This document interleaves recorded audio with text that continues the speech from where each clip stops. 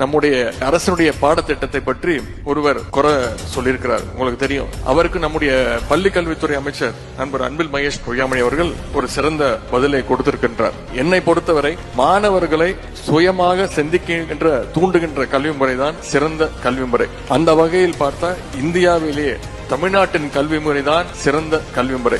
நீங்க மக்களை ஏமாத்துற வேலைங்கிறேன்னா, அதனாலதான் கல்வி அமைச்சர் அவர் என்ன பொய்யும் மொழியா இருந்தாலும் சரி பொன்முடி அவங்களுக்கு சொல்றேன்னா, முதல்ல வேளச்சேரியில இருக்கிற சன்ஷைன் பள்ளிக்கூடத்துல ஹிந்தி சம்ஸ்கிருதத்தை நிறுத்திவிட்டு வெளில வாங்க.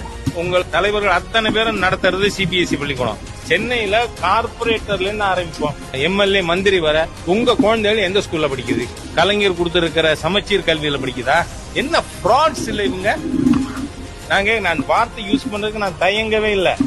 It is fraudulent. உங்க குழந்தைகள் ஹிந்தி படிக்கும் சிபிஎஸ்இ ஸ்கூல்ல, உங்க குழந்தைகள் சம்ஸ்கிருதம் படிக்கும். நீங்க உங்க தலைவர்கள் அந்த பள்ளிக்கூடம் நடத்துவீங்க. ஆனா சாதாரண ஏழை எளிய தமிழ படிக்கப்படாத